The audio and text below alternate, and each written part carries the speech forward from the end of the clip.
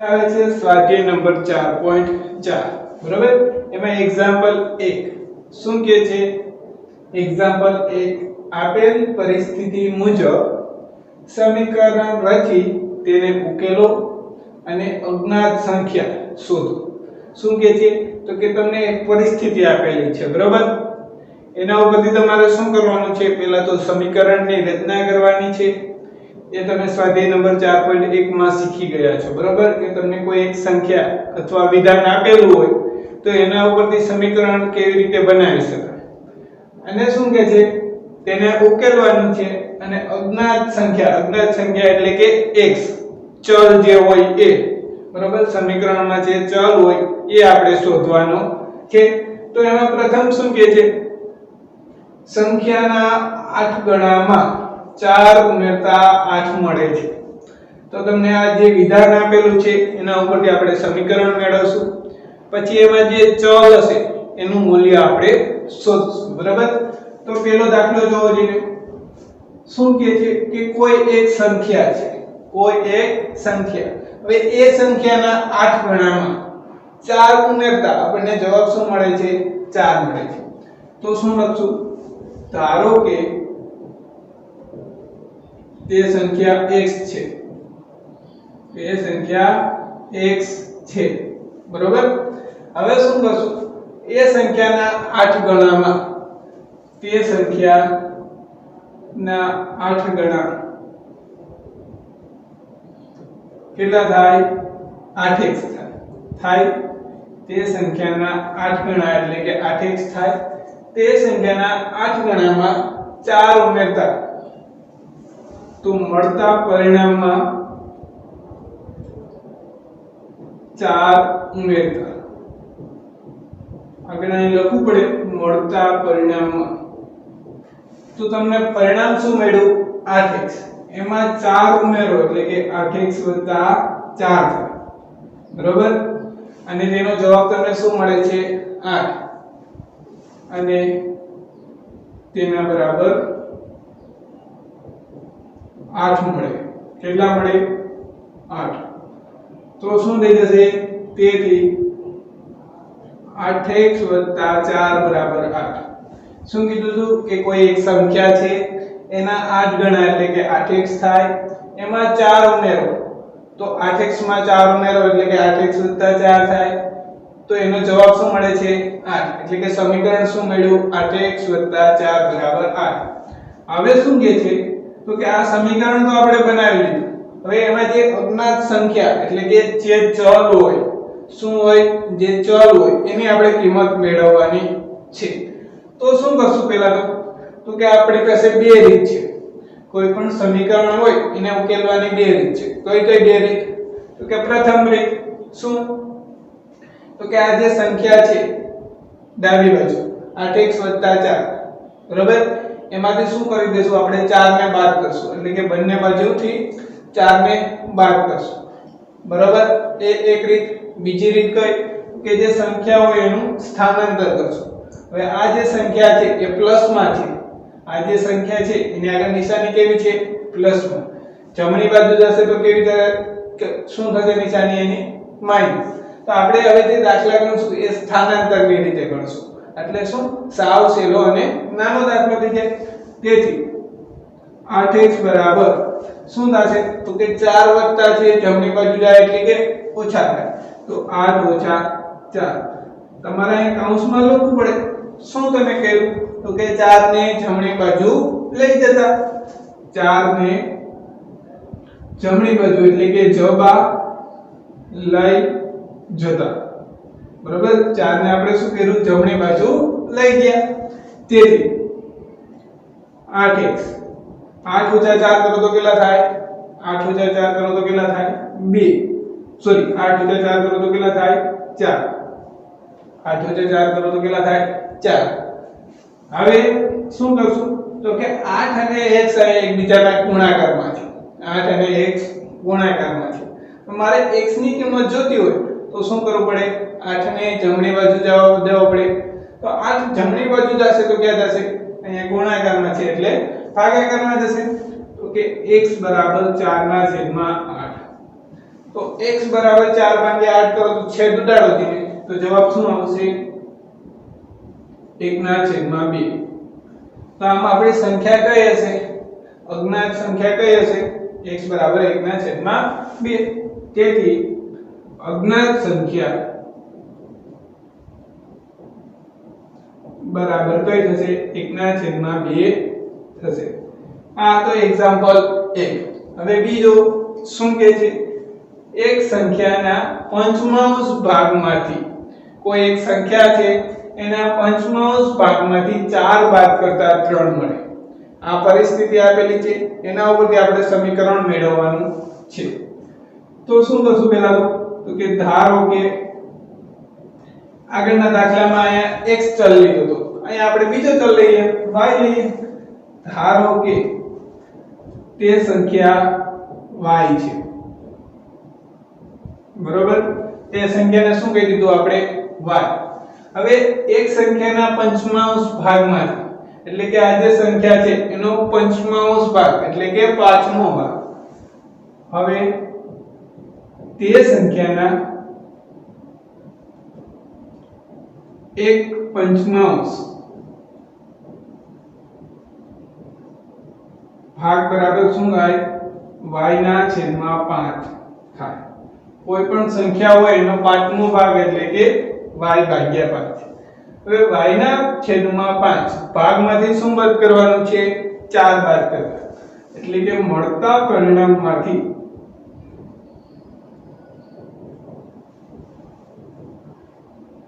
4 બાદ કરતા તો આપણને જે પરિણામ મળ્યું કયું મળ્યું y ના છેદમાં 5.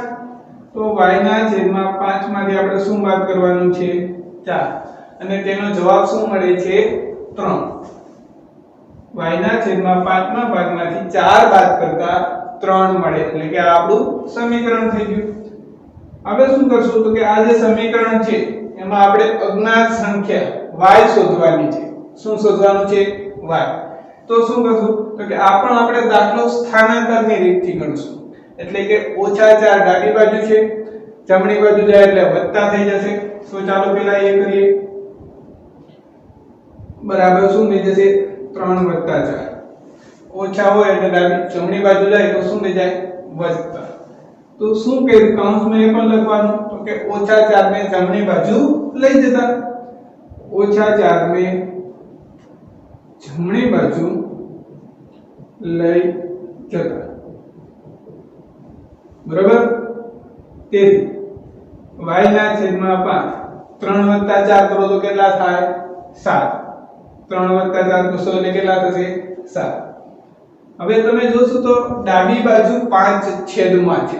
5 ક્યાં છે છેદમાં. જમણી બાજુ જશે એટલે ક્યાં થશે અંશમાં અને શું થશે ગુણાકારમાં. તેથી y બરાબર 5 × 7. તો 5 × 7 કરો એટલે કેટલા થાય 35. તો આપણે જે અજ્ઞાત સંખ્યા શોધવાની કીધી હતી એની કિંમત કેટલી મળી 35. તો આમ લખવાનું આમ અજ્ઞાત સંખ્યા કઈ થશે આપણી 35 થશે બરાબર. તો આ તો બી દાખલો. હવે આવે છે એક્ઝામ્પલ 1 માં સી દાખલો. તો સી શું કહે છે જો હું કોઈ સંખ્યાનો 3/4 ભાગ લઈ તેમાં 3 ઉમેરું છું એટલે કે હું કોઈ સંખ્યા છે એનો 3/4 ભાગ લઉં. કોઈ પણ સંખ્યા હોય એનો 3/4 ભાગ લઈ એમાં કેટલા ઉમેરું છું 3. તો મને કેટલા મળે છે 21 બરોબર. તો એના માટે શું કરવી જોશે તો કે કોઈ એક સંખ્યા ધારવી જોશે બરોબર. તો અત્યાર સુધી આપણે કેવી સંખ્યા ધારતા હતા તો કે x y z એ પ્રકારની સંખ્યા ધારતા હતા બરોબર. હવે કોઈ એમ કહે કે સર મારે અહીંયા કોઈ બીજી સંખ્યા ધારવી હોય તો ધરાય. ધારો કે તે સંખ્યા x આપણે ધારો કે તે સંખ્યા z છે. કઈ છે z. હવે તે સંખ્યાનો 3/4 ભાગ તો તે સંખ્યાનો 3/4 આ તમને સમીકરણ કેવી રીતે બનાવવું એ તમને આવડે છે બરાબર.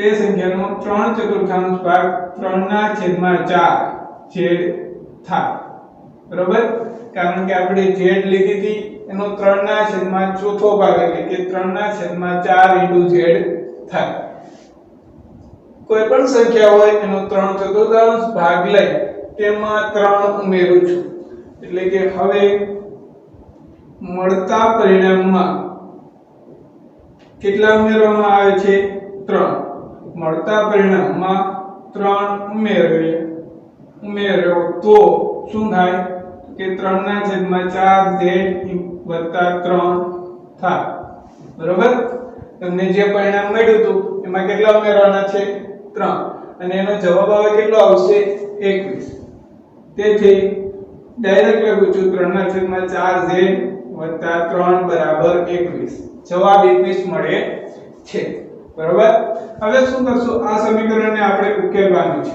તો શું કરશું ડાબી બાજુ +3 છે જમણી બાજુ જાય એટલે માઈનસ થશે કે 3/4 z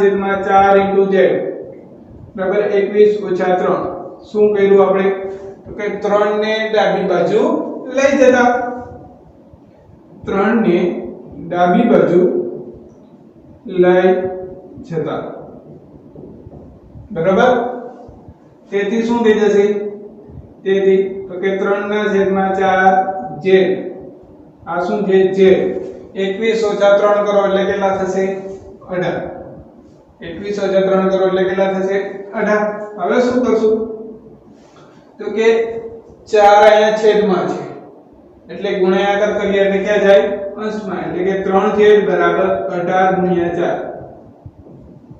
4 ડાબી બાજુ છેદમાં છે જમણી બાજુ જાય તો ગુણાકારમાં જાય તો 18 * 4 કરો એટલે કેટલા થશે 72 કેટલા થશે 72 આ શું મળ્યું આપણને 3z બરાબર 72 હવે z અને 3 ડાબી બાજુ ગુણાકારમાં છે ડાબી બાજુ કેમાં છે ગુણાકાર જમણી બાજુ જાય તો ક્યાં જાય ભાગાકાર તેથી z બરાબર શું થાય 72/3 72/3 તો 72/3 કરો એટલે શું આવી જશે તમને 24 શું આવી જશે 24 તો આ તમને જે સંખ્યા મળી z એ આપણે શું થઈ જશે અજ્ઞાત સંખ્યા તેથી શું લખવાનું આ અજ્ઞાત સંખ્યા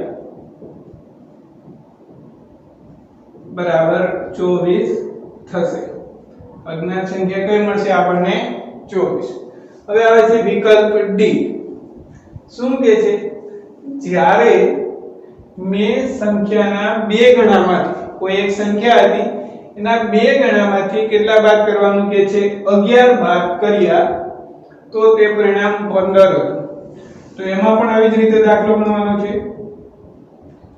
ધારો કે તે સંખ્યા x છે તે સંખ્યા કઈ છે x છે બરાબર હવે શું કરશું તો કે એ જે સંખ્યા છે એના બે ગણામાંથી હવે સંખ્યાના બે ગણામાંથી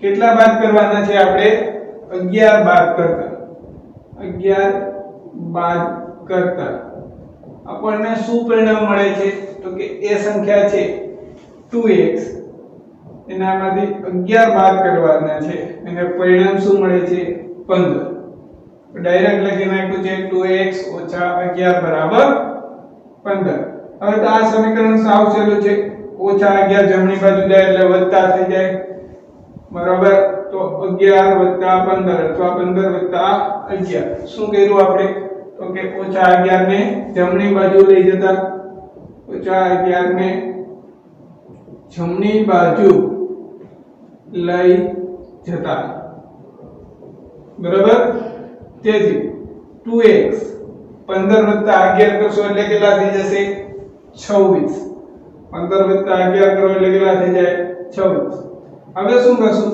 તો કે આ બે ગુણાકારમાં છે ડાબી બાજુ જમણી બાજુ જાય એટલે ભાગાકારમાં તો 26/2 કરો એટલે શું આવે 13 કૌંસમાં લખો તો લખાય શું કર્યું આપણે કે 2 ને જમણી બાજુ એટલે કે જબા લઈ જતા તો આપણને x બરાબર શું મળ્યું કે તો આ અજ્ઞાત સંખ્યા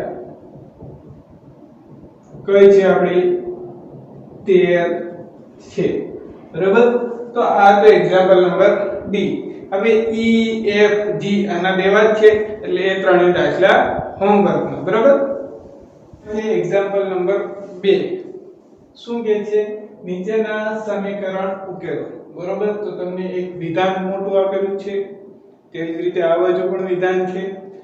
એ સમીકરણ એ વિધાન ઉપરથી પહેલા તો આપણે સમીકરણ બનાવવાનું છે અને પછી શું કરવાનું છે તો કે એ સમીકરણને આપણે ઉકેલવાનું છે બરાબર।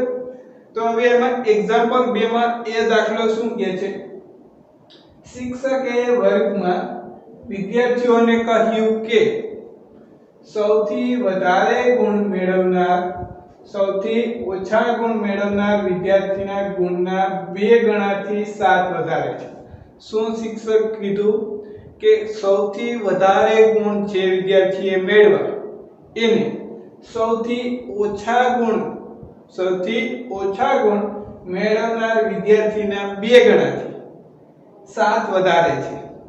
એટલે કે કોઈ વિદ્યાર્થી છે એને સૌથી ઓછા ગુણ મેળવ્યા હોય તો એના 2 ગણા કરો અને એમાં 7 ઉમેરો તો એ શું થઈ જાય સૌથી વધારે ગુણ મેળવ્યા એ વિદ્યાર્થીએ બરાબર।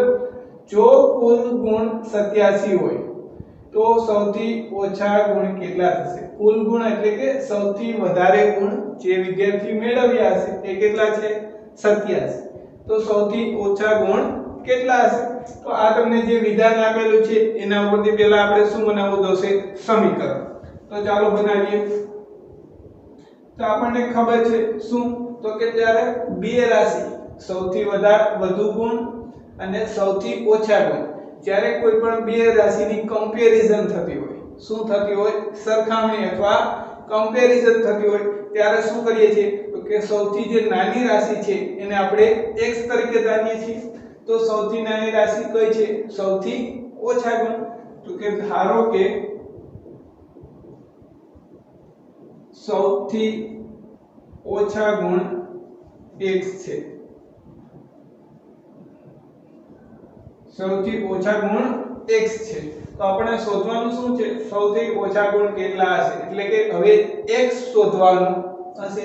ફરીથી રકમ વાંચો શિક્ષકે વર્ગમાં વિદ્યાર્થીઓને કહ્યું કે સૌથી વધારે ગુણ મેળવનાર વિદ્યાર્થીના ગુણ સૌથી ઓછા ગુણ મેળવનાર વિદ્યાર્થીના ગુણના 2 ગણાથી 7 વધારે છે। હવે સૌથી વધુ ગુણ મેળવનાર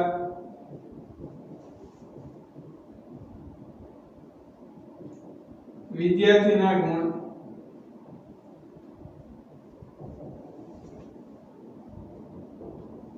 ઓછા ગુણ મેળવનાર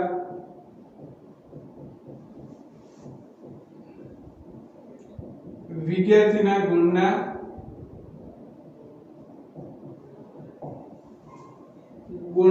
2 ગણાથી 7 વધારે છે ગુણના 2 ગણાથી 7 વધારે છે। તો આપણે જાણીએ છીએ શું તો કે સૌથી ઓછા ગુણ મેળવનાર વિદ્યાર્થીના ગુણ કેટલા કીધા આપણે x। હવે એના 2 ગણા એટલે કે 2x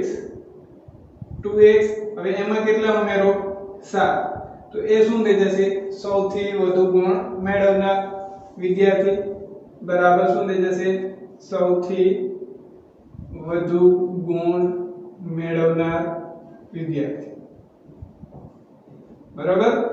હવે એ ગુણ તમને આપી દીધા છે કેટલા છે રકમમાં જોવો જઈને સૌથી વધુ ગુણ મેળવનાર વિદ્યાર્થી અહીંયા કુલ નહીં એની જગ્યાએ આવે વધુ સૌથી વધુ ગુણ 87 એટલે કે અહીંયા શું આપેલું છે તમને 87 હોય તો સૌથી ઓછા ગુણ શોધવાના છે એટલે કે આપણે શું શોધવાનું છે x। તો હવે શું કરશું હવે તો આપણે આગળના જે દાખલા કરેલા છે એવી જ રીતે શું કરશું તો કે 7 જમણી બાજુ પ્લસમાં છે ડાબી બાજુ પ્લસમાં છે જમણી બાજુ જાય એટલે માઈનસમાં થશે તો કે 2x બરાબર 87 ઓછા 7 એટલે શું થાય 80. અહીં આપણે શું કર્યું તો કે 7 ને જમણી બાજુ લઈ જતા 7 છે એને જમણી બાજુ લઈ જતા બરાબર.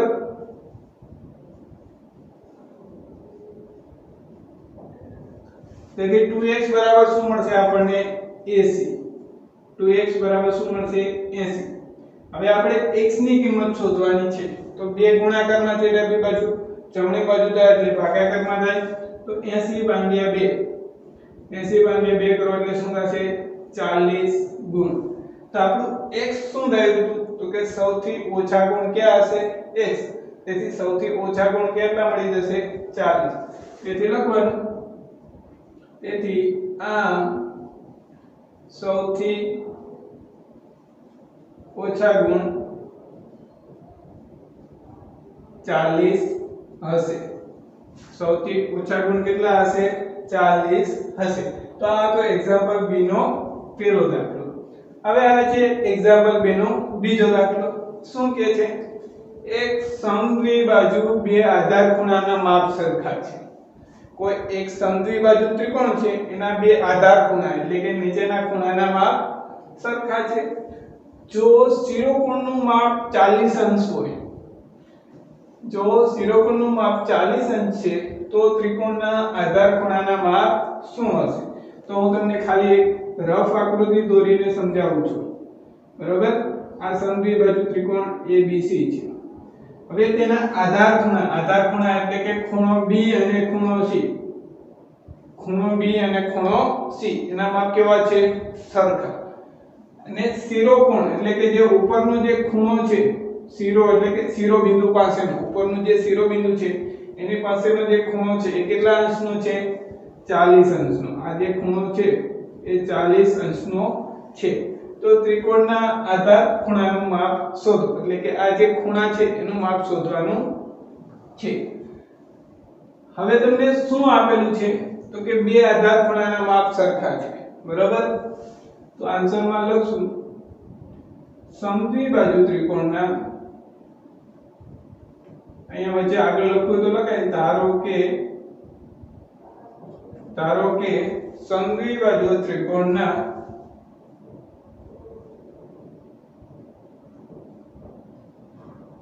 આધાર ખૂણાના માપ x છે. x અંશ છે ખાલી x ને x અંશ છે બરાબર. x એટલે કે આપણો ખૂણો છે અને શિરોકોણનું માપ કેટલું આપેલું છે 40 અંશ અને શિરોકોણનું માપ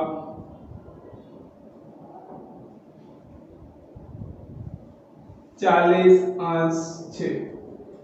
હવે યાદ કરો ત્રિકોણનો ગુણધર્મ શું હતો. ત્રિકોણનો ગુણધર્મ તો કે ત્રિકોણના ત્રણેય ખૂણાના માપનો સરવાળો કેટલો થાય 180. એમાં જે બે આધાર ખૂણા છે x અંશ આપેલા છે અને તેના માપ કેવા છે સરખા એટલે બંનેના માપ x અંશ થશે અને શિરોકોણનું માપ આપેલું છે 40 અંશ બરાબર. હવે ત્રિકોણના કયા ગુણધર્મનો ઉપયોગ કરશું આપણે તો કે ત્રિકોણના ત્રણેય ખૂણાઓનો સરવાળો ખૂણાઓના માપનો સરવાળો બરાબર કેટલું આપેલું છે 180 અંશ છે. આ આપણે જાણીએ છીએ. હવે ત્રિકોણના ત્રણેય ખૂણા ક્યાં થશે તો કે બે આધાર ખૂણા એટલે કે x અંશ આ બીજો આધાર ખૂણો એટલે કે x અંશ. ત્રીજો ખૂણો કયો થશે તો કે શિરોકોણ અને એનું માપ કેટલું આપેલું છે તમને 40 અંશ બરાબર શું થઈ જશે 180 અંશ. હવે આ પ્રકારનું એક પ્રકારનું સમીકરણ બની ગયું. હવે શું કરશું તો કે x x કરો એટલે કે 2x થશે તો કે 2x અંશ બરાબર 40 ને જમણી બાજુ લઈ જશું 40 ને આપણે જમણી બાજુ લઈ જશું તો કૌંસમાં લખવું તો લખાય 40 ને જમણી બાજુ લઈ જતા. તેથી શું થઈ જશે 2x બરાબર 180 ઓછા 40 એટલે કેટલા થશે 140. હવે શું કરશું તો કે આ બે છે ડાબી બાજુ ગુણાકારમાં છે જમણી બાજુ જાય એટલે ભાગાકારમાં જાય. x બરાબર 140 ભાગ્યા 2 કરો એટલે 70 અંશ. તો આપણને x શું મળ્યું 70 અંશ. લખવો તો લખાય શું 2 ને જમણી બાજુ લઈ જતા બરાબર. તો x બરાબર આપણને શું મળ્યું 70 અંશ અને x શું વધાર્યું તો આપણે તો કે આધાર ખૂણાનું માપ. તેથી હવે શું શોધવાનું કે છે તો ત્રિકોણના આધાર ખૂણાનું માપ શું હશે તો ત્રિકોણના આધાર ખૂણાનું માપ 70 હશે. આમ ત્રિકોણના આધાર ખૂણાનું માપ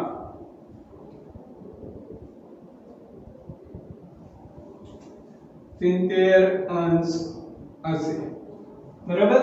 તો આ તો એક્ઝામ્પલ 2 નો બીજો દાખલો. હવે સી દાખલો પણ આના જેવો જ છે અને એક્ઝામ્પલ 3 અને 4 ની વાત કરીએ તો એક્ઝામ્પલ 3 અને 4 માં પણ આવી જ રીતે વિધાન આપેલા છે. એનાથી તમારે સમીકરણ બનાવવાના છે અને એને ઉકેલવાના છે. આવા આપણે ઘણા બધા દાખલા ગણી દીધેલા છે સ્વાધ્યાય 4.1 માં જેમાં ખાલી વિધાન આપેલું હોય તો એના ઉપરથી સમીકરણ કેવી રીતે મેળવી શકાય. અને સ્વાધ્યાય 4.2 અને સ્વાધ્યાય 4.3 એમાં આપણે જોયું છે કે કોઈ પણ સમીકરણ આપેલું હોય તો એ સમીકરણને કેવી રીતે ઉકેલી શકાય. એટલે એક્ઝામ્પલ 3 અને એક્ઝામ્પલ 4 બરાબર એ બંને દાખલા હોમવર્કમાં. એટલે આજે અહીંયા આપણું ચેપ્ટર શરૂ થશે અહીંયા આપણું ચેપ્ટર પૂરું થશે બરાબર. હવે આપણે આગળના વિડિયો લેક્ચરમાં નેક્સ્ટ ચેપ્ટર શરૂ કરીશું બરાબર.